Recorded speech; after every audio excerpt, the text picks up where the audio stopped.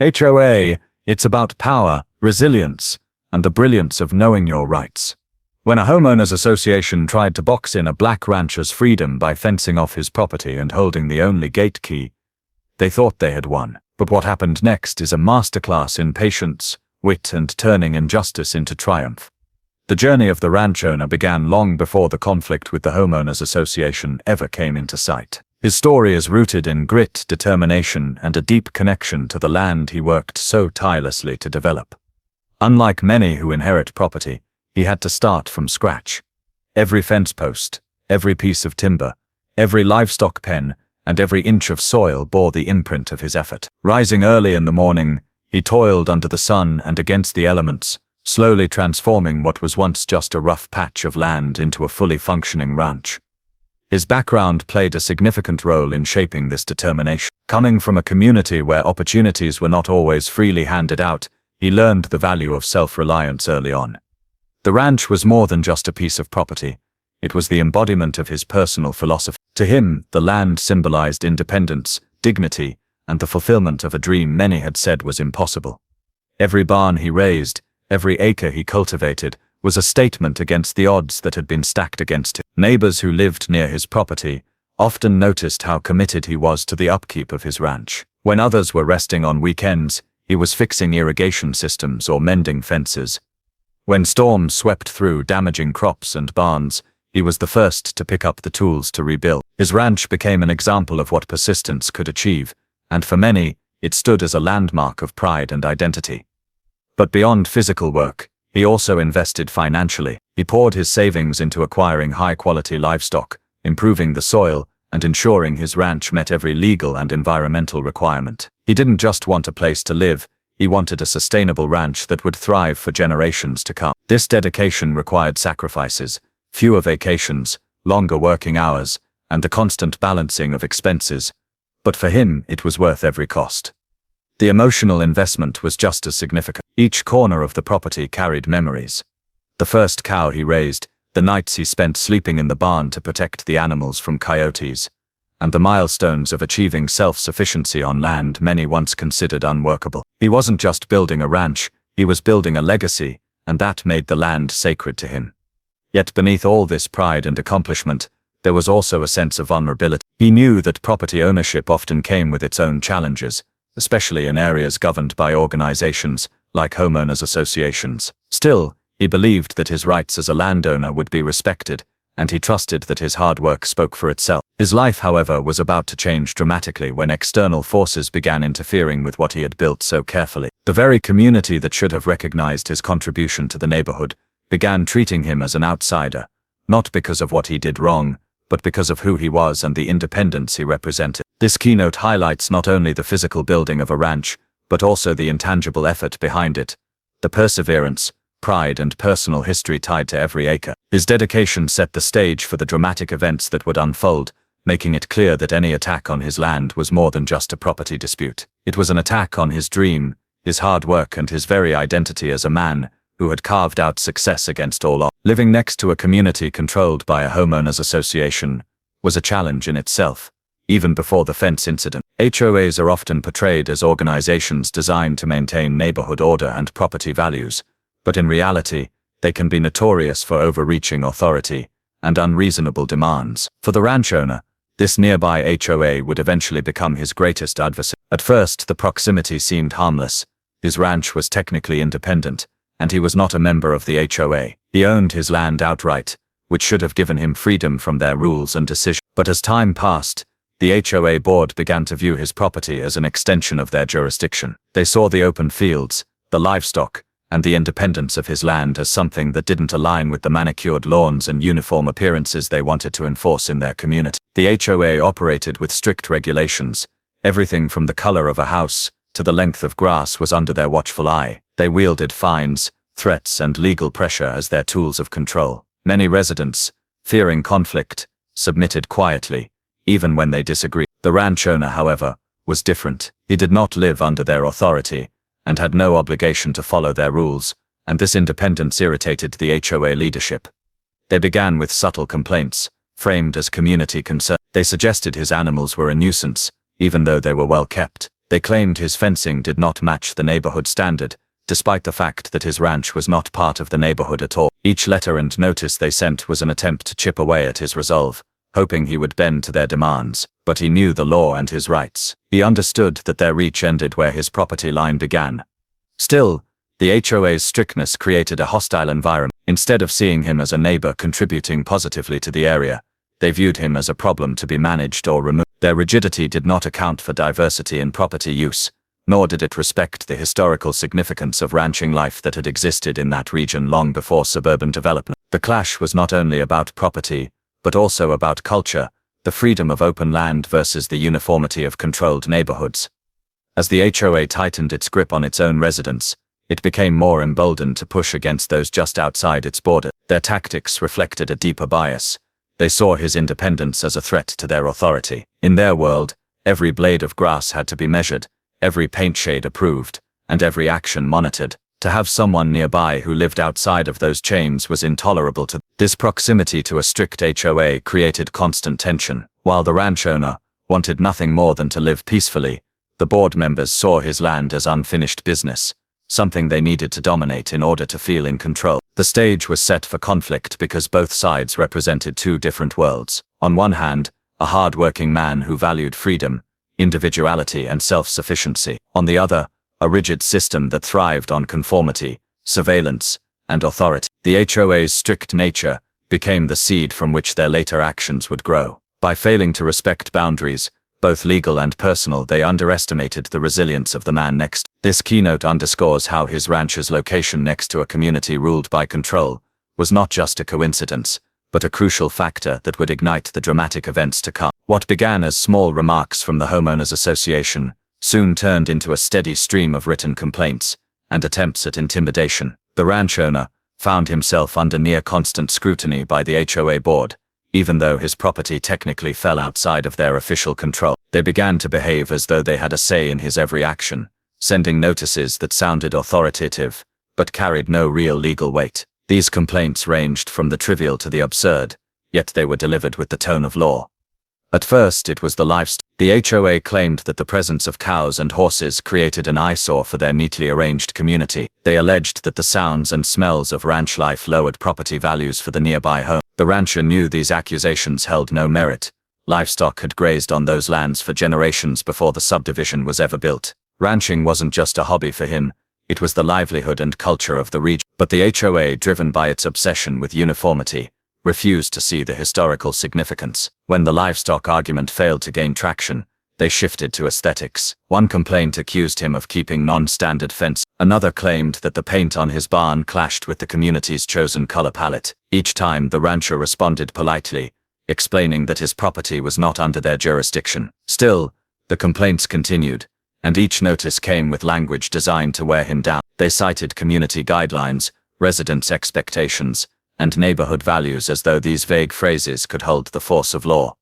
The true motive behind their constant targeting became increasingly clear: control. The board members could not stand that someone could live so close and remain immune to their authority. His independence was not just inconvenient to them, it was offensive. His self-reliance exposed the limitations of their power. In their world, every hedge was trimmed the same way, every roof matched, every driveway spotless. And here was a man with horses, tractors, and a barn, living freely without asking for their permission. Over time, the HOA escalated their tactic. They sent representatives to his property, attempting to document violations with photographs. He would find board members parked near his land, pointing cameras at his fields as if trying to gather evidence. They even held community meetings where his ranch was discussed as a problem property, despite the fact that he was not a member of the HOA and had never signed a contract binding him to their rules.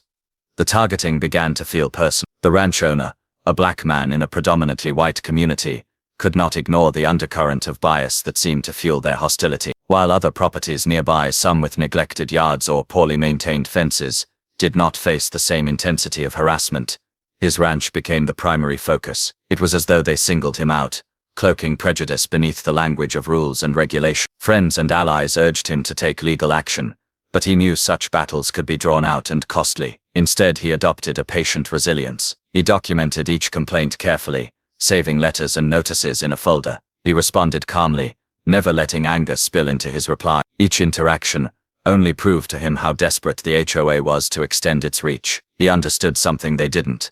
The more they harassed him, the more evidence they gave him of their overreach. The constant stream of restrictions they attempted to impose wore at him, but it also sharpened his resolve. What they failed to realize was that every unjust complaint made him stronger, more focused, and more determined to protect his land and his right. What they saw as intimidation became fuel for his resistance. They believed they were pushing him into submission, but instead they were planting the seeds of their own downfall.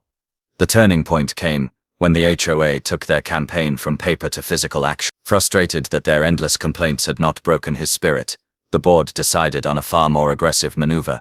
They constructed a fence that enclosed his property, cutting off his direct access. What had once been an annoyance became an outright violation of his freedom as a landowner. The fence was more than just wood and wire.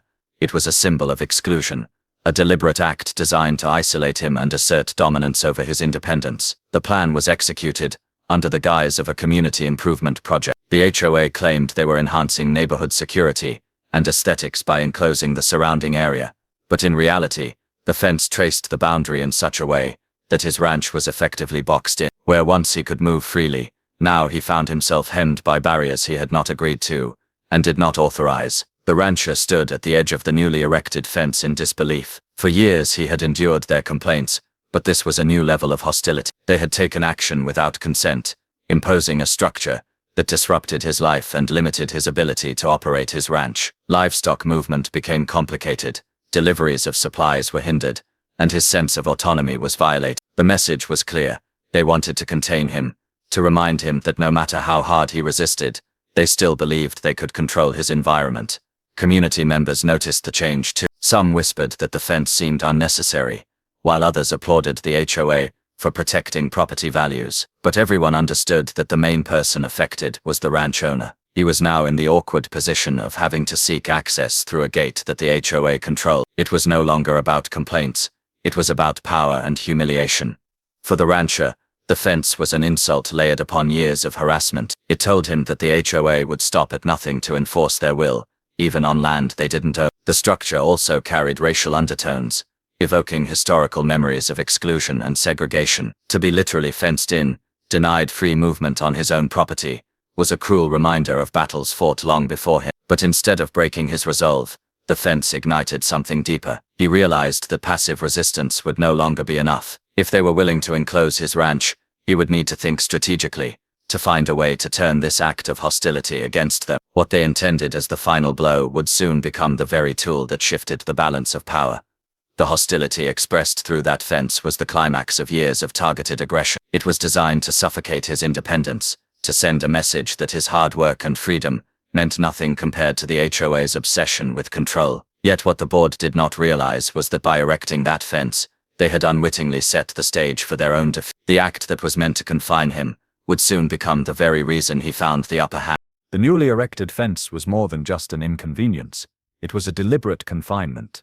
The homeowners association had managed to construct it in such a way that the entire perimeter of the ranch was sealed off, creating the unsettling reality that the ranch owner was now boxed in on his own property. From every angle, wooden posts and metal wiring loomed, reminding him that his freedom of movement had been stripped away without his consent. Where once there were open fields leading to roads and paths, now there was a wall marking the HOA's authority and his supposed place within their vision of control. For a man who had built his life on independence and the freedom of wide open spaces, the fence was suffocating. Ranching had always been about mobility, moving cattle, hauling feed, maintaining equipment, transporting hay and traveling across land with ease. With the fence cutting off access, every one of those routines became a burden. Trucks couldn't enter or exit as freely, trailers had to be maneuvered awkwardly, and even day-to-day chores required additional planning. The rancher found himself calculating time not just around his work, but around the artificial barriers that now surrounded him. The feeling of being trapped was psychological as much as it was physical. Standing inside the ranch and staring out at the fence posts, he could not shake the sense that someone had stolen part of his autonomy. He had worked too hard and sacrificed too much for this land to now live under the shadow of a structure that reminded him daily that others sought to limit his freedom. It was a silent but constant reminder that no matter how much he built, there were those determined to box him in. Neighbors who drove past the area noticed the stark change. Some shook their heads in disbelief, whispering about how extreme the HOA had become, while others accepted the board's justification that it was part of a larger improvement project. But those who looked closely could see the reality. The only property fully encircled by the fence belonged to the rancher. It wasn't about aesthetics or security for the community, it was about isolating him. The irony of the situation was painful. Here was a man who had spent years opening his land to growth, development and the natural beauty of ranch life, only to have it shut down by those who valued conformity over freedom. The fence turned his dream into something resembling captivity, as though the HOA had intentionally built a cage. It became difficult not to draw parallels between his experience and the historical injustices of people being forced into confinement, controlled by rules they never agreed to. The rancher did not react with outward rage. He knew that fury alone would accomplish nothing. Instead, he walked the boundaries of his land, studying the fence, noting where posts were placed, where access was possible, and where restrictions were tightest. Each step reinforced the bitter truth.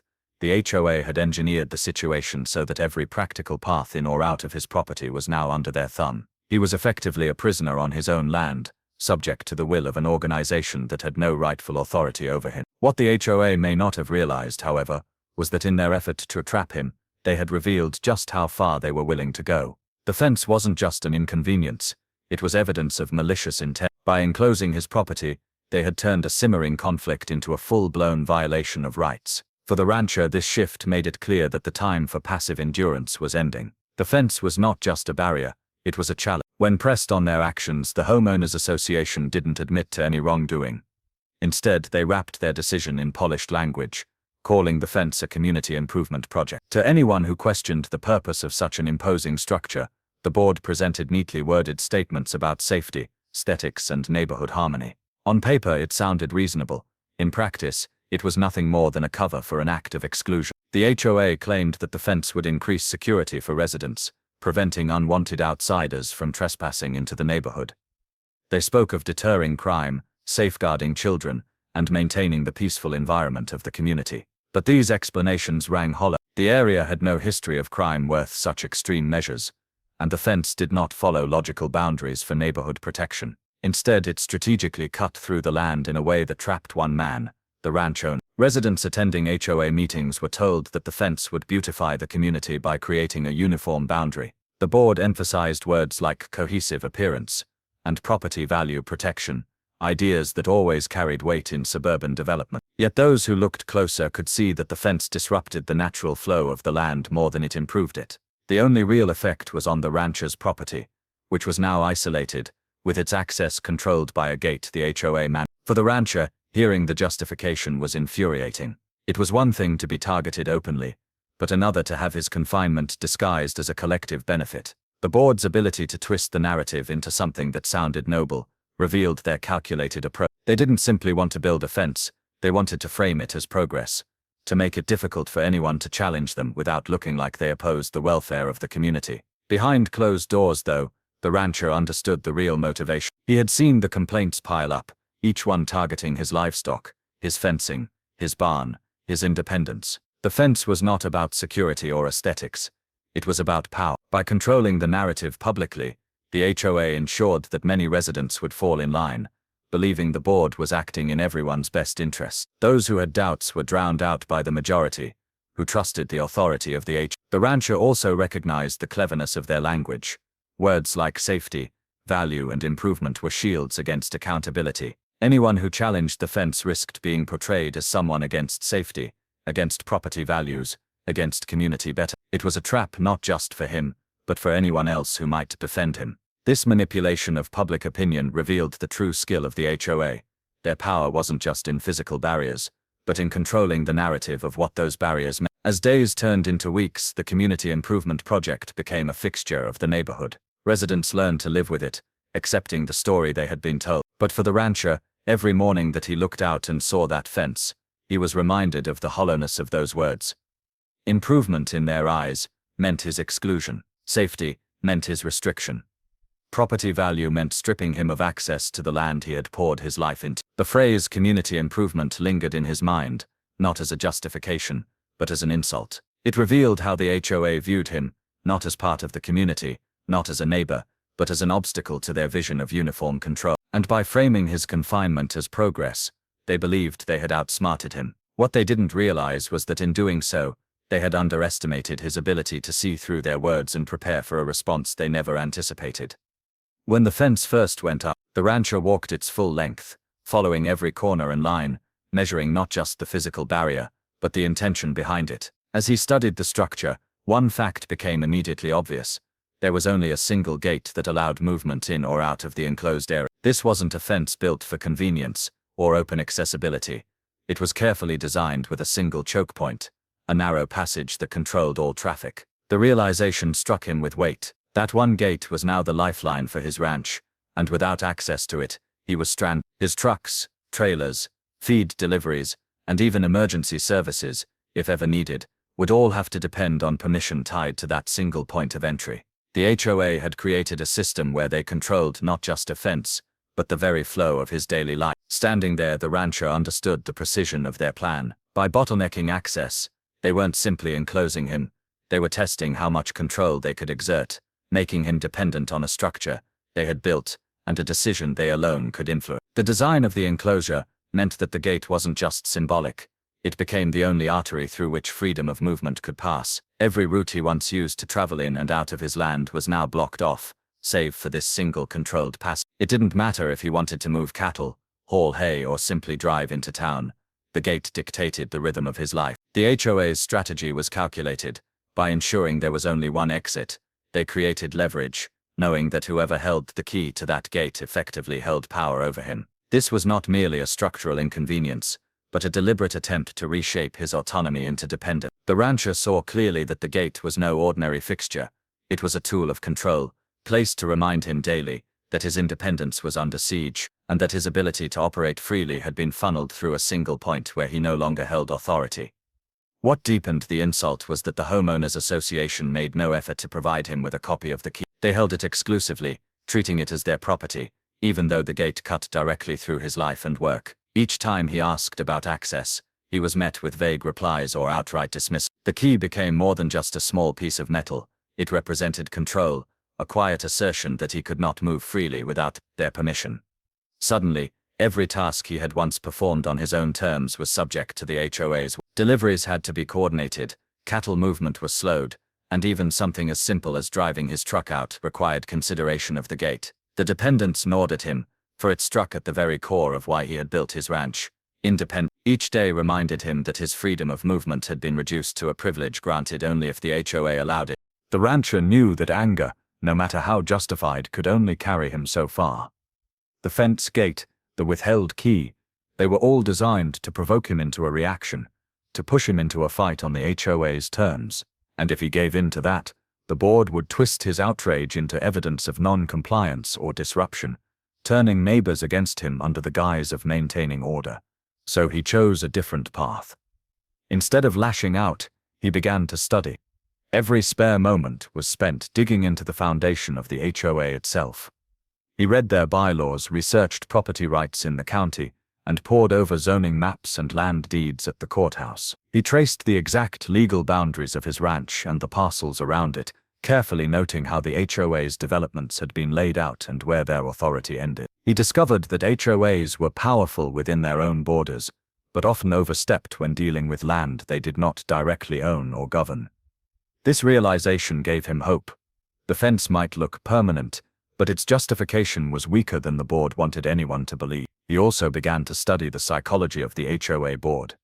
These were people who thrived on control, on crafting a picture-perfect version of community life, and punishing anyone who disrupted that image. They didn't just rely on rules, they relied on intimidation. By withholding the key and limiting his movement, they thought they had cornered him into either surrender or an outburst. But he knew better than to give them that satisfaction. If they expected him to react with emotion, then the strongest response he could deliver would be patience, strategy, and precision.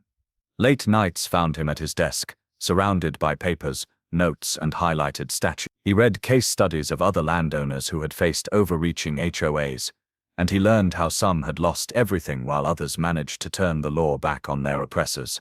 The pattern was clear. Those who succeeded did not waste time fighting emotionally. They fought with knowledge, and knowledge was exactly what he was gathering. One document stood out above all the rest: the plat maps of the development. These maps showed the subdivision lots, the roads and the shared spaces legally owned by the HOA. With careful attention, he noticed something peculiar. The strip of land where the gate had been placed was not actually owned by the board itself. It was classified as a separate parcel, originally intended as an easement. This sparked a question in his mind. If the HOA didn't own the gate's land outright, who did? And could it be acquired? The thought lingered, growing stronger each time he studied the maps. The HOA had acted as though the entire fence and gate were theirs to command, but the paperwork told another story. He began to realize that their authority was not absolute, and that cracks in their control could be found if one looked closely enough. The more he studied, the more he understood that the HOA's power was like the fence itself, tall and imposing on the surface, but not unbreakable. Every rule, every regulation, every act of hostility had to be supported by law, and in this case their authority stopped short of where they believed it extended. With this knowledge, he began to think not just about defense, but about turning their own moves against them. They had built a wall to contain him, but perhaps that wall was also their weakest point. He resisted the temptation to confront the HOA immediately with what he had learned. Instead, he kept his findings close, building a plan piece by piece. He understood that if he wanted to win, he would have to move quietly, carefully, and decisively. Just as ranching required patience, planting, nurturing, waiting for growth, so too did this battle require time and precision. He could not afford half measures or impulsive decisions. Every step had to be calculated. The act of studying their structure gave him more than information. It gave him calm. The anger that had once surged through him when he looked at the fence began to settle into something sharp. Each new discovery reminded him that knowledge was power, and that power was shifting slowly, quietly, into his hands. The HOA thought they had confined him, but in reality, they had given him the motivation to look deeper, to uncover truths they likely hoped no one would ever see. As he continued his research, that peculiar detail about the gate's land parcel nagged at him, until he finally pulled property records for it. The strip was small, narrow, and seemingly insignificant. Just a sliver carved out decades ago for utility or access. It wasn't attached to any of the subdivision homes, nor was it formally registered under the HOA's ownership. To the casual eye, it was just an overlooked piece of land, the kind of parcel that might sit in limbo for years because no one thought it worth buying. But to the rancher, it was everything. The discovery that the land was not firmly tied to the HOA was already a revelation, but when he found that it was actually listed for sale, his heart raced. Here was the opportunity, the opening that could turn years of frustration into triumph. The very ground on which the HOA had placed their gate, their single point of control, was available to be purchased by anyone with the means to do so. It was as though the system had quietly left a door open, waiting for someone with enough determination to walk through. He read the listing over and over again, making sure he wasn't imagining it. The parcel was small, unimpressive in size, and the asking price reflected that. To most, it would seem useless, a forgotten strip of dirt with no development potential. But he knew the truth. This was no ordinary piece of land. This was leverage, control and freedom rolled into one. Whoever owned that parcel would own the gate, and whoever owned the gate would decide who passed in or out. The irony was almost overwhelming. The HOA had spent years building their power, walling him in, denying him the key, and yet they had overlooked the most crucial detail of all. They did not actually own the ground beneath their prized gate. They had placed their symbol of control on land that could legally be bought out from under them. In their arrogance, they had assumed no one would ever notice, but he had. He began making calls quietly, not drawing attention to his intention. He contacted the listing agent, asked careful questions, and confirmed that the parcel was indeed available, with no binding agreements preventing purchase. He verified that the HOA had no legal right to stop the sale. Piece by piece, he built certainty that this was not just a possibility, but a path he could take. For days he thought about little else. He replayed in his mind the countless times he had been forced to request access, the humiliating dependence on a key withheld from him, the endless stream of complaints. And now, here was the chance to flip it all upside down. With one purchase, he could undo everything they had tried to impose on him. The parcel's small size meant it was financially within reach, though it would still require careful budgeting. He weighed the cost against the value, and the answer was clear. This was not just a piece of land. This was his freedom. This was justice. And this was the chance to finally shift the balance of power in his favor. The more he thought about it, the more he realized that this opportunity was not simply about winning a battle with the HOA. It was about reclaiming his dignity, asserting his independence, and proving that persistence and strategy could overcome arrogance and control. They had built a fence to confine him, but they had built it on ground they did not control, and that mistake would be their undoing. Once the rancher confirmed that the narrow parcel of land, the strip on which the HOA's gate sat, was indeed up for sale, he wasted no time in preparing his move. This was not the sort of opportunity one could leave lingering, not when his freedom and dignity were at stake. He knew that the HOA, if they realized their mistake, would attempt to secure the land for themselves. They had the resources, they had influence, and they had a vested interest in maintaining their control. To beat them at their own game, he would have to act quickly, decisively, and without drawing unnecessary attention. The first step was arranging financing.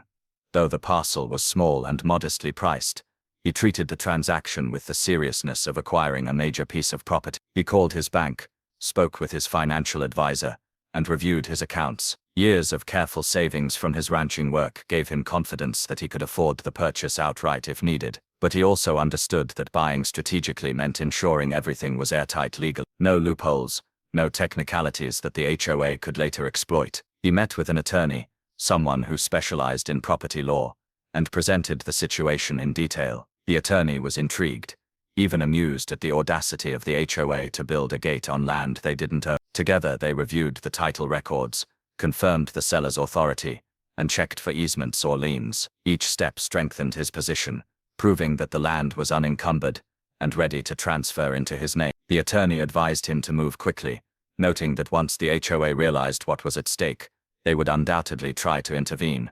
That warning only fueled his determination. He contacted the listing agent, arranging to see the parcel formally. Walking the land with the agent, he kept his composure steady, careful not to reveal the depth of his excitement. To anyone else, the land seemed useless, a forgotten strip of dirt with no commercial or residential potential, but in his mind, it was priceless. Every inch of it represented leverage, power, and the end of his forced dependence on those who had sought to control him. The negotiations moved quickly.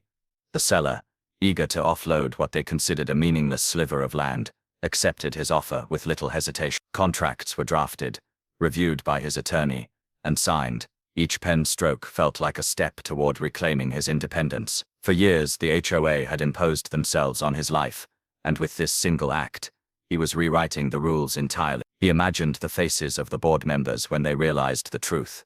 The gate they used to control him was no longer theirs to command. What made the process even more satisfying was the secrecy with which he carried it out. The HOA had no clue what was unfolding right under their nose. While they believed their fence had solidified their dominance, he was orchestrating a move that would flip their entire scheme on its head. His patience, his research, and his refusal to react with blind anger had all led to this moment. Now, with papers signed and ownership transferring, he could finally feel the weight of years of frustration lifting. But ownership wasn't just a matter of pride, it meant responsibility. He filed the deeds, paid the necessary fees, and ensured that every legal aspect of the transaction was properly documented. This was not about theatrics or symbolism.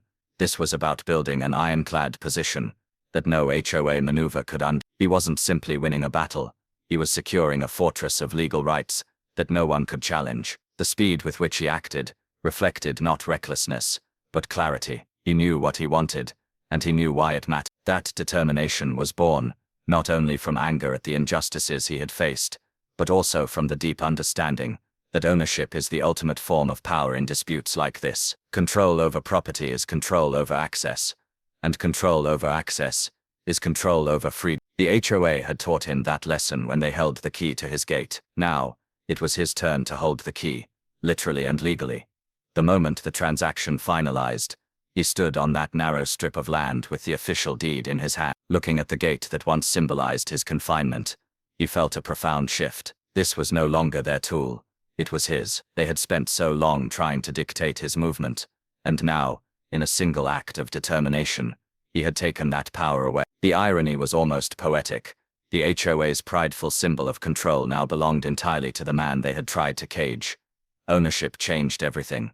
With the land legally transferred into his name, the rancher now held full authority over the gate, the passage, and the access it controlled. The very structure that once forced him into dependence had become his property. No board meeting, no HOA vote, no stack of complaint letters could alter the fact that the gate sat on land that now belonged solely to him. The balance of power had shifted in an instant, and it was grounded not in confrontation but in law.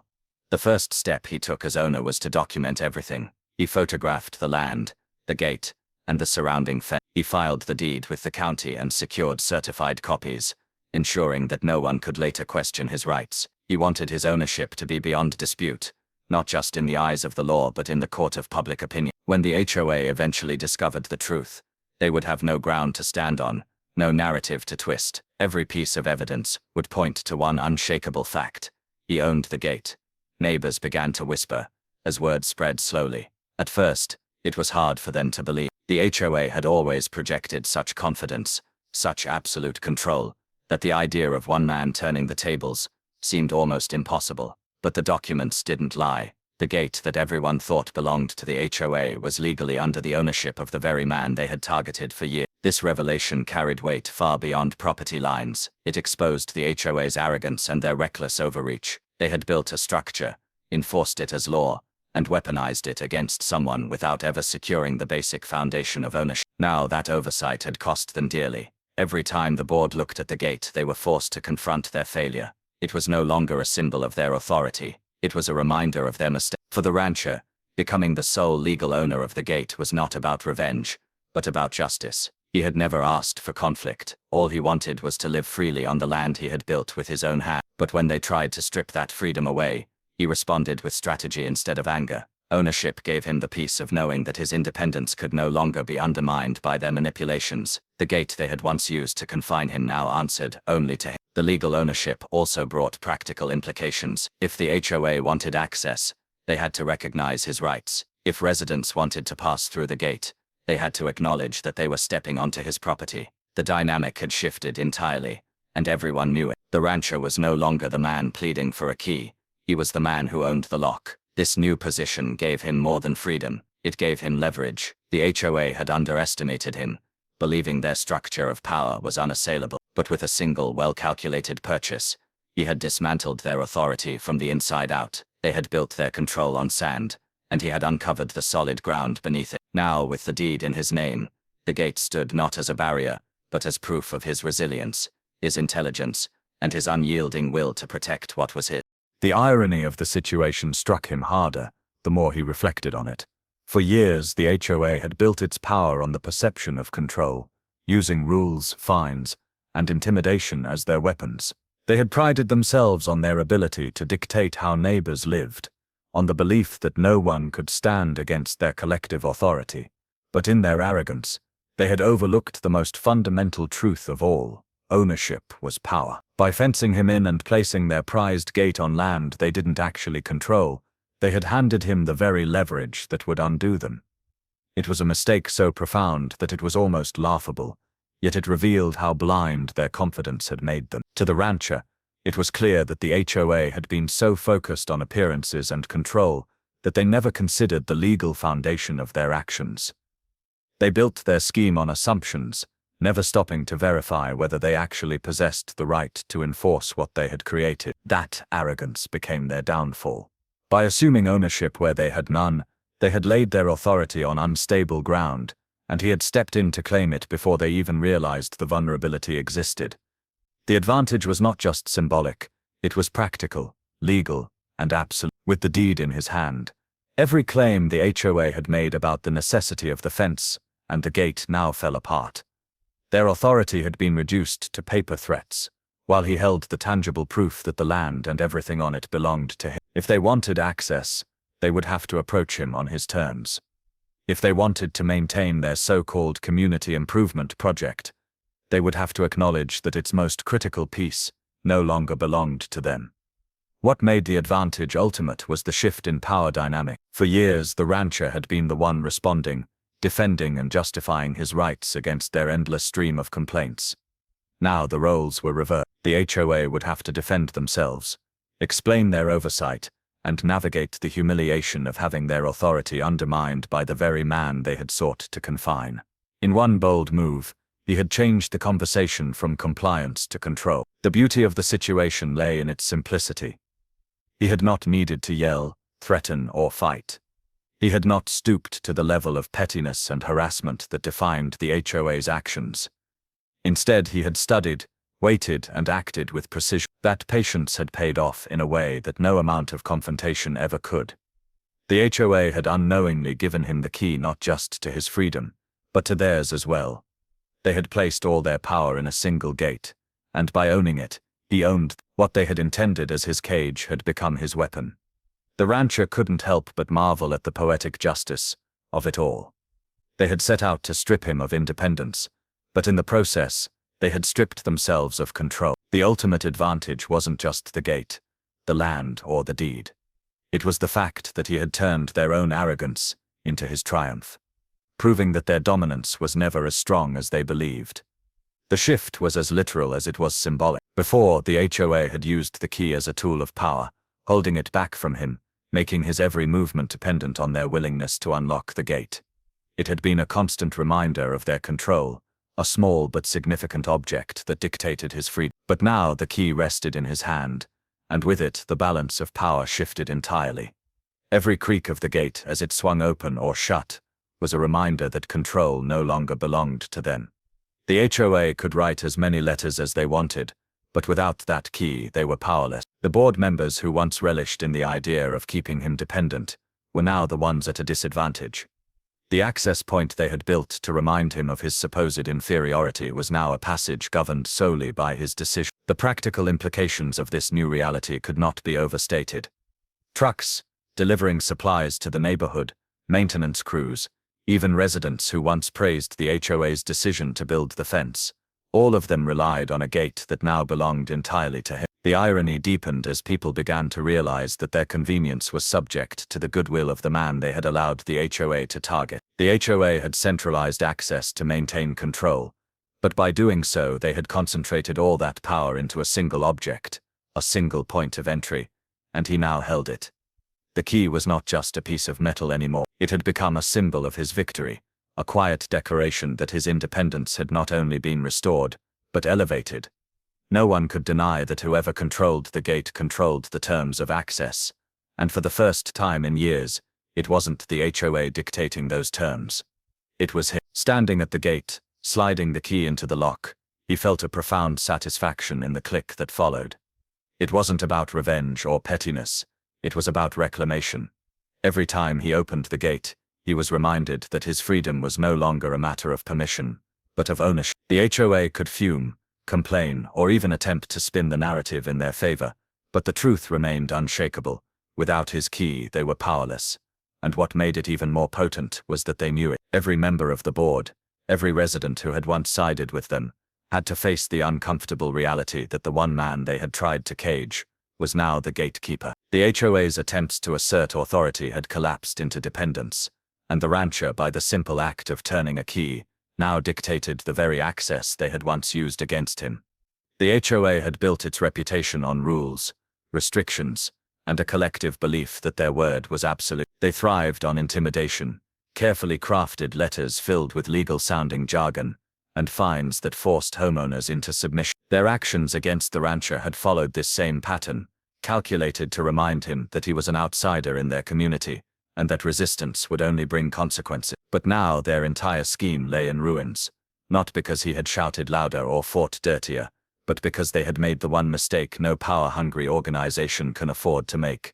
They had overplayed their hand. The collapse of their scheme was not immediate but gradual, like a building whose foundation begins to crack until the entire structure gives way. At first, the HOA board attempted to maintain their air of control, sending more letters, drafting more threats, and holding more closed-door meetings. But behind those polished fronts, panic was spreading.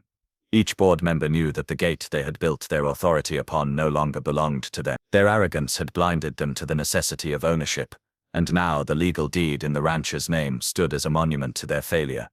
The irony was not lost on the community either. Residents who once trusted the HOA to protect property values and uphold order began to whisper about the embarrassing oversight. How could the board, who claimed to know every rule and regulation down to the tiniest detail, overlook something so fundamental. The rancher didn't even need to boast about his victory. The story told itself. Their attempt to confine him had turned into the clearest example of their incompetence.